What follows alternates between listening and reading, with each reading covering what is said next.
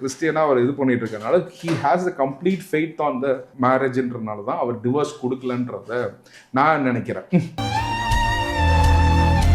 இது ஒரு சென்சிட்டிவான விஷயம்னால இதில் நான் ரொம்ப பொறுப்பாக பதில் சொல்லணும்னு நான் நினைக்கிறேன். திரு விஜய் அவர்கள் வந்து சிறு வயதுலேருந்தே எனக்கு தெரியும்.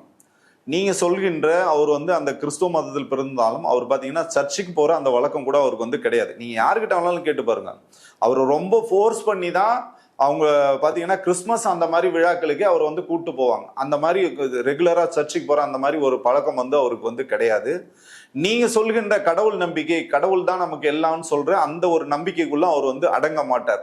ஏன்னா உங்களுக்கு என்ன விதமான கெட்ட சவகாசங்களுக்கு எல்லா சவகாசங்களும் அவருக்கு உண்டு. குறைஞ்சபட்சம் கடவுள் நம்மளை வந்து தண்டிப்பாரு, அந்த மனநிலை அவருக்கு வந்து கிடையவே கிடையாது. இப்ப நீங்க அவர் சொல்றது பாத்தீங்கன்னா மனைவியோ அல்ல கணவனோ இறந்தா மட்டும்தான் டைவர்ஸ், ஒருவனுக்கு ஒருத்தின்னு அவர் சொன்னார்னா இவ்வளவு கூத்தடிச்சிட்டு இருக்காரு. ஏன் வந்து கேட்கவே இல்லை இவங்க?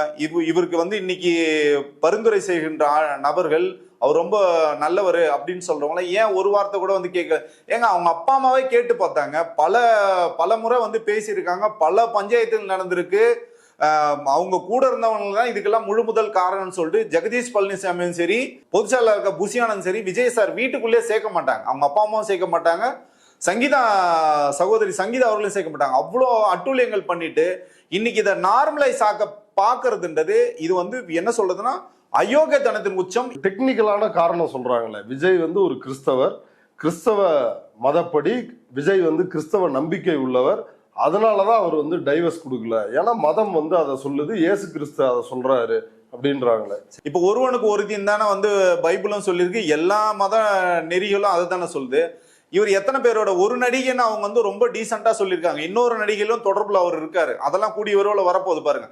நான் என்ன சொல்றேன்னா தனிப்பட்ட வாழ்க்கைக்குள்ள நாங்க போகிறோம். ஆனா நீங்க இதை வந்து முடிச்சு போட்டு இவரை நல்லவர்னு காட்டுறதுக்காக அவரோட மனைவிங்க 27 ஆண்டுகள் வாழ்ந்தவங்கள சொந்த ஐடிங்க டிவிக்கோட ஐடியில வந்து எவ்வளோ அருவருத்தக்க வார்த்தைகள், ஆபாசமான வார்த்தைகள், தரக்குறைவான வார்த்தைகள் அவங்களோட புகைப்படத்தை போட்டு வெளியிடுறாங்க. இதெல்லாம் வந்து கேட்கறதுக்கு துப்போ திராணியோ தெம்போ இவங்கெல்லாம் இருக்கா?